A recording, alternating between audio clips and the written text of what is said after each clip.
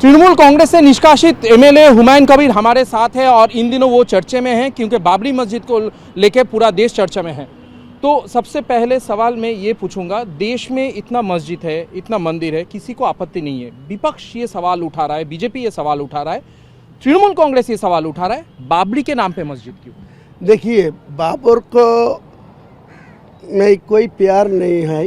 बाबर को नाम पर मैं किसी को लिए मैं कुछ नहीं बोलूँगा, लेकिन बाबर जो इमारत बना के गया 1528 साल में, उनका सेनापति मीर बाकी जो इमारत तो अयोध्या में खड़ा करके गया, वो आपका मालूम है 33 साल पहले 1992 6 दिसंबर दिन भर वो ढांचा तोड़ा गया। तो उनको सारा इंडिया को मुसलमान जो रहने वाला है, ये मुसलमान को दिल पे बहुत अछाड़ पड़ा। तो कोई यहाँ कुछ नहीं बोला, लेकिन उनका दिल पर है। जो अयोध्या में जो बाबरी मस्जिद था, वो एक अल्लाह का घर था।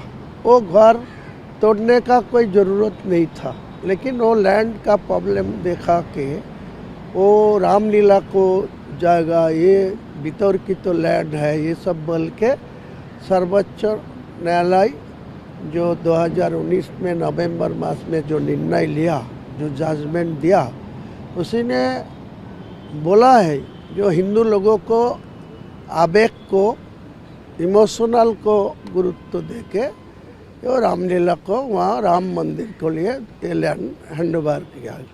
लेकिन सुप्रीम कोर्ट में ये भी निर्णय लिया जो बाबरी मस्जिद बनाने के लिए 5 एकड़ जाएगा यूपी गवर्नमेंट के देने के लिए बोला। वो जाएगा भी दे दिया, लेकिन अभी तक वहाँ मस्जिद नहीं बना। तो मेरे ख्याल से ये निर्णय लिया जो वहाँ नहीं बनना चाहिए तो ठीक ही है, इसीलिए बनते नहीं है, वो भी मेरा कोई जानने का ज़रूरत नहीं है। लेकिन बंगाल में मुर्शिदाबाद में एक बाबरी मस्जिद मैं बनाने के लिए मेरा इरादा किया और 2024 में 12 दिसंबर में ऐलान किया जो मुर्शिदाबाद में बेलडंगा में कोई ज़मीन खरीद करके मैं एक मस्जिद बनाऊंगी।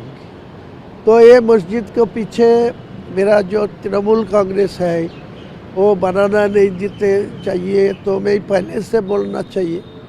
मैं 2012 में 12 दिसंबर जो बोला 24 में, तो उनको टाइम ज़्यादा ध्यान नहीं दिया, मेरा बात को कोई गुरुत्व नहीं आरोप किया। तो लास्ट 10 डेज पहले मुझे बुला के बोल रहा है जो ये इशू में हटना चाहिए।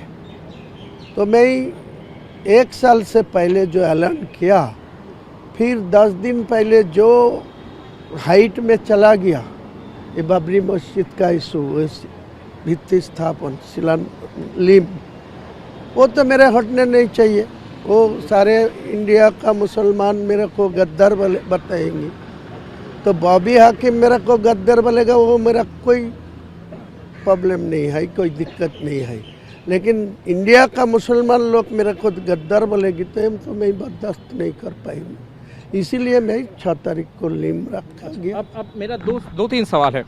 तो 90 के दशक में जिस बाबरी मस्जिद को लेके देश में इतना कुछ हुआ, हमको पता है कि अयोध्या में जो ढांचा तोड़ा गया था, उसके बाद पश्चिम बंगाल के कोठारी ब्रदर्स सबसे पहले उनका जान गए थे, उसके बाद कितना लोगों का कितना कुछ हुआ, फिर से वही बाबरी मस्जिद है। आगे अगर ऐसा सिचुएशन पैदा हुआ जहाँ पे यूपी से जैसे कहा जा रहा है कि अगर बाबरी मस्जिद के नाम पे ईंट वहाँ पे गाड़ा जाएगा तो उसको हम उखाड़ फेंकेंगे, तो वैसा सिचुएशन अगर खड़े हो जाएंगे तो आप क्या करेंगे? फिर पश्चिम बंगाल कुछ नहीं होगी।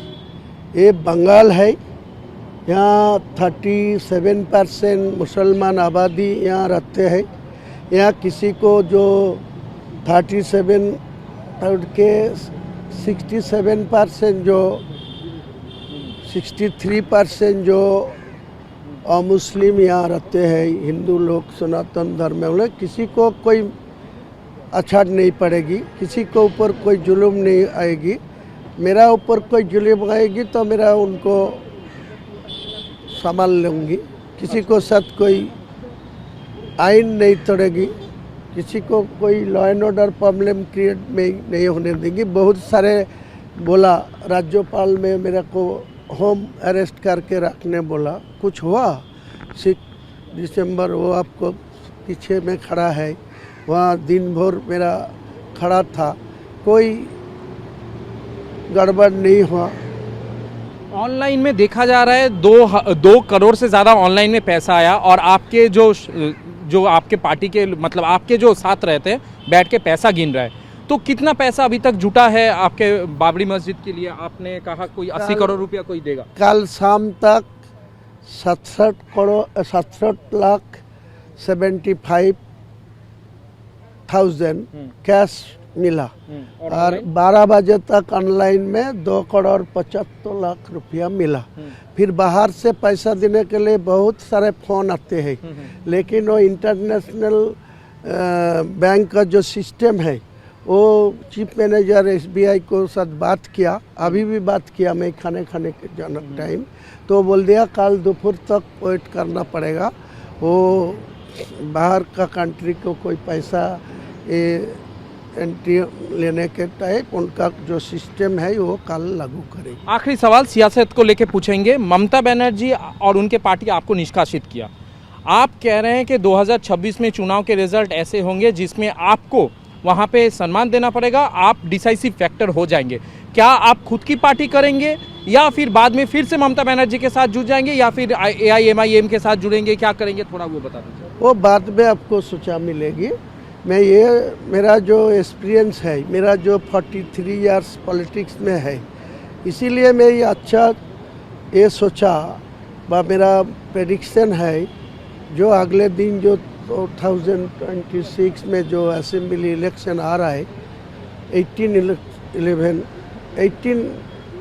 असेंबली 17 चल रहा है, तो 18 का जो असेंबली इलेक्शन आएगा, मेरा ख्याल से कोई पार्टी मेजॉरिटी में नहीं आएगा। 148 मिलना चाहिए, किसी को नहीं मिलेगा, वो बीजेपी को भी नहीं मिलेगा, वो TMC को भी नहीं मिलेगा। सुप्रीम कोर्ट में अगर मामला जाता है बाबरी मस्जिद वाली, क्योंकि हिंदू संगठन मामला करेंगे उन्होंने कहा, अगर सुप्रीम कोर्ट कहता है कि आप मस्जिद करिए कोई असुविधा नहीं है, लेकिन बाबरी नाम हटाएंगे, तो आप नाम हटाने की बात सोचेंगे और किसी के नाम पे मस्जिद? सुप्रीम कोर्ट को कोई निर्णय लेंगी, सुप्रीम कोर्ट को कोई जजमेंट आएगी तो मैं सुप्रीम कोर्ट को मानने के लिए तैयार हूँ, कोई दिक्कत नहीं है। ठीक है, धन्यवाद।